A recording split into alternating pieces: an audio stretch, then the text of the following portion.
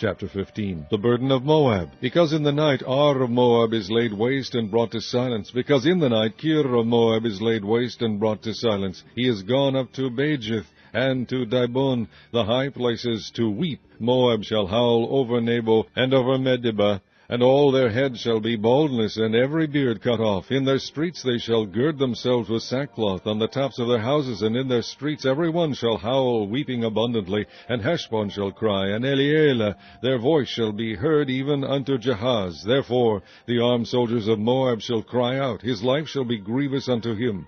My heart shall cry out for Moab, his fugitives shall flee unto Zoar, an heifer of 3 years old. For by the mounting up of Luhith with weeping shall they go it up. For in the way of Horonaim they shall raise up a cry of destruction, for the waters of Nimrim shall be desolate, for the hay is withered away, the grass faileth, there is no green thing. Therefore the abundance they have gotten, and that which they have laid up, shall they carry away to the brook of the willows. For the cry is gone round about the borders of Moab, the howling thereof unto Eglaim, and the howling thereof unto Beer-elim. For the waters of Dimon shall be full of blood, for I will bring more upon Dimon, lions upon him that escapeth of Moab, and upon the remnant of the land. Chapter 16.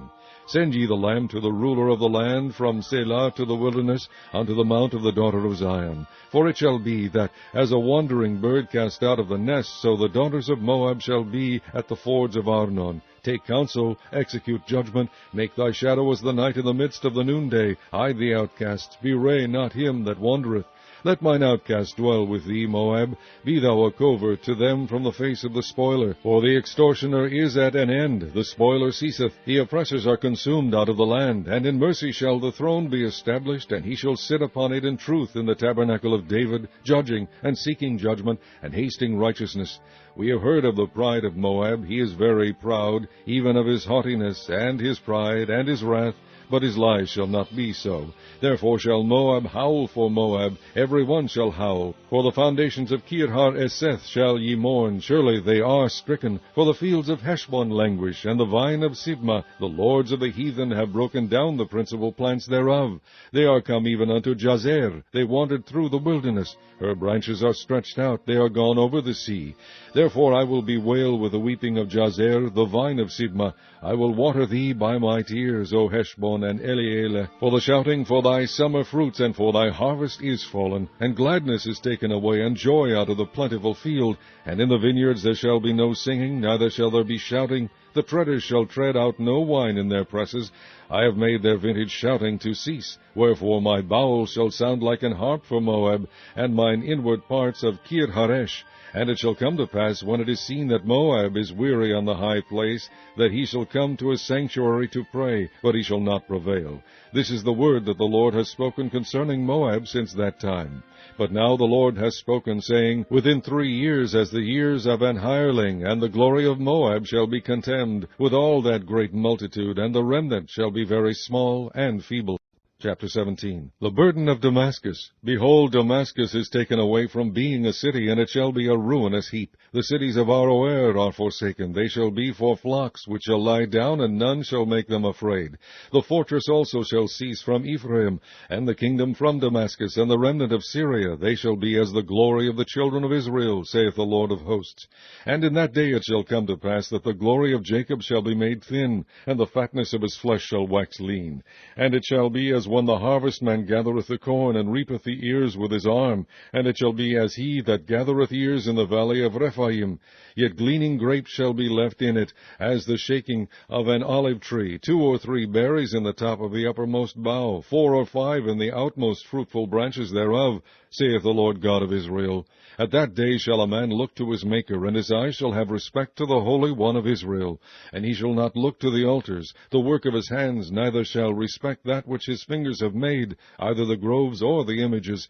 In that day shall his strong cities be as a forsaken bough, and an uppermost branch which they left because of the children of Israel. And there shall be desolation, because thou hast forgotten the God of thy salvation, and hast not been mindful of the rock of thy strength. Therefore shalt thou plant pleasant plants, and shalt set it with strange slips. In the day shalt thou make thy plant to grow, and in the morning shalt thou make thy seed to flourish, but the harvest shall be a heap in the day of grief and of desperate sorrow. Woe to the multitude of many people which make a noise like the noise of the seas, and to the rushing of nations that make a rushing like the rushing of mighty waters. The nations shall rush like the rushing of many waters, but God shall rebuke them, and they shall flee far off, and shall be chased as the chaff of the mountains before the wind, and like a rolling thing before the whirlwind. And behold, at eventide trouble, and before the morning he is not. This is the portion of them that spoil us, and the lot of them that rob us. Chapter 18. Woe to the land shadowing with wings, which is beyond the rivers of Ethiopia, that sendeth ambassadors by the sea, even in vessels of bulrushes upon the water, saying, Go, ye swift messengers, to a nation scattered and peeled, to a people terrible from their beginning hitherto, a nation meted out and trodden down, whose land the rivers have spoiled. All ye inhabitants of the world and dwellers on the earth, see ye, when he lifteth up an ensign on the mountains, and when he bloweth a trumpet, hear ye. For so the Lord said unto me, I will take my rest, and I will consider in my dwelling place like a clear heat upon herbs, and like a cloud of dew in the heat of harvest. For afore the harvest, when the bud is perfect, and the sour grape is ripening in the flower, he shall both cut off the sprigs with pruning hooks, and take away and cut down the branches. They shall be left together unto the fowls of the mountains, and the beasts of the earth, and the fowls shall summer upon them, and all the beasts of the earth shall winter upon them. In that time shall the present be brought unto the Lord of hosts of a people scattered and peeled, and from a people terrible from their beginning hitherto, a nation meted out and trodden under foot, whose land the rivers have spoiled, to the place of the name of the Lord of hosts, the Mount Zion. Chapter 19. The burden of Egypt. Behold, the Lord rideth upon a swift cloud, and shall come into Egypt, and the idols of Egypt shall be moved at his presence, and the heart of Egypt shall melt in the midst of it. And I will set the Egyptians against the Egyptians, and they shall fight every one against his brother, and every one against his neighbor, city against city, and kingdom against kingdom.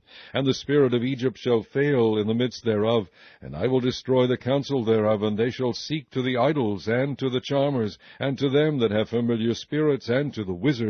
And the Egyptians will I give over into the hand of a cruel lord, and a fierce king shall rule over them, saith the Lord of hosts. And the waters shall fail from the sea, and the rivers shall be wasted and dried up, and they shall turn the rivers far away, and the brooks of defense shall be emptied and dried up, the reeds and flags shall wither, the paper reeds by the brooks, by the mouth of the brooks, and everything sown by the brooks shall wither, be driven away, and be no more. The fishers also shall mourn, and all they that cast angle into the brooks shall lament, and they that spread nets upon the waters shall languish. Moreover, they that work in fine flax, and they that weave network shall be confounded, and they shall be broken in the purposes thereof, all that make sluices and ponds for fish. Surely the princes of Zoan are fools, the counsel of the wise counselors of Pharaoh is become brutish. How say ye unto Pharaoh, I am the son of the wise, the son of ancient kings? Where are they? Where are thy wise men? And let them tell thee now, and let them know what the Lord of hosts hath purposed upon Egypt. The princes of Zoan are become fools, the princes of Noph are deceived. They have also seduced Egypt, even they that are the stay of the tribes thereof. The Lord hath mingled a perverse spirit in the midst thereof, and they have caused Egypt to err in every work thereof, as a drunken man staggereth in his vomit. Neither shall there be any work for Egypt, which the head or tail, branch or rush may do. In that day shall Egypt be like unto women, and it shall be afraid and fear because of the shaking of the hand of the Lord of hosts, which he shaketh over it. And the land of Judah shall be a terror unto Egypt. Every one that maketh mention thereof shall be afraid in himself, because of the counsel of the Lord of hosts, which he hath determined against it. In that day shall 5 cities in the land of Egypt speak the language of Canaan, and swear to the Lord of hosts. One shall be called the city of destruction. In that day shall there be an altar to the Lord in the midst of the land of Egypt, and a pillar at the border thereof to the Lord. And it shall be for a sign and for a witness unto the Lord of hosts in the land of Egypt, for they shall cry unto the Lord because of the oppressors, and he shall send them a Saviour, and a great one, and he shall deliver them. And the Lord shall be known to Egypt, and the Egyptians shall know the Lord in that day, and shall do sacrifice and oblation. Yea, they shall vow a vow unto the Lord, and perform it. And the Lord shall smite Egypt, he shall smite and heal it, and they shall return even to the Lord, and he shall be entreated of them, and shall heal them. In that day shall there be a highway out of Egypt to Assyria, and the Assyrian shall come into Egypt, and the Egyptian into Assyria, and the Egyptian shall serve with the Assyrians. In that day shall Israel be the third with Egypt and with Assyria, even a blessing in the midst of the land, whom the Lord of hosts shall bless, saying, Blessed be Egypt my people, and Assyria the work of my hands, and Israel mine inheritance.